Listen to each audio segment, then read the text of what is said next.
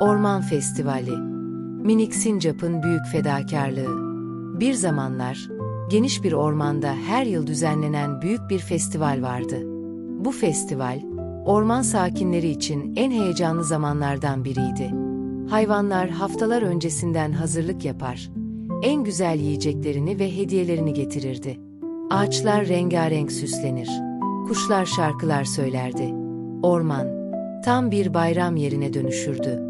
Minik sincap, bu festivali her yıl sabırsızlıkla beklerdi. Küçük ama çevik olan bu sincap, festivalin en çalışkan üyelerinden biriydi. Yuvasından orman meydanına kadar koşar, dallardan düşen süsleri toplar ve ormanı süslemeye yardım ederdi.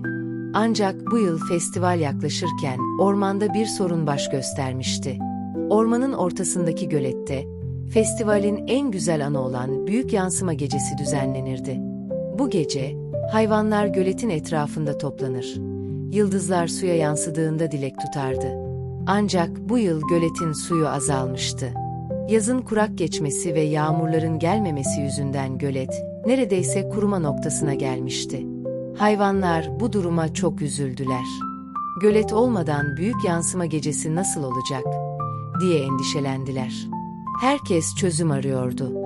Ama kimse bir şey yapamıyordu. Minik sincap, bu durumu duyunca derin bir nefes aldı. Bir şeyler yapmalıyım, diye düşündü. Minik sincapın planı.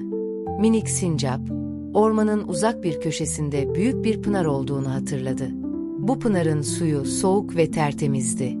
Eğer pınardan su taşınabilirse, gölet yeniden dolabilirdi. Ancak pınar ormanın diğer ucundaydı ve oraya gidip gelmek hem çok zaman alırdı, hem de çok yorucu olurdu.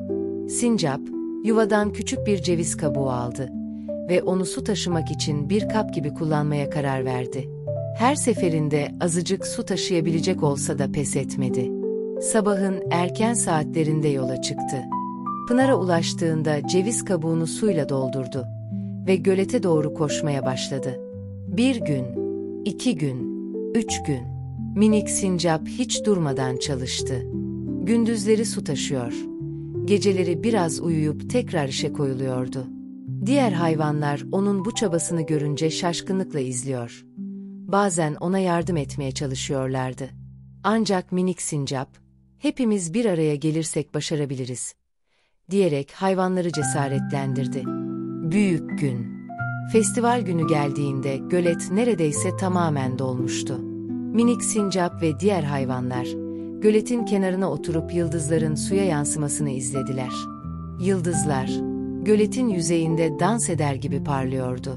Hayvanlar dileklerini tutarken minik sincapa teşekkür etmeyi unutmadılar.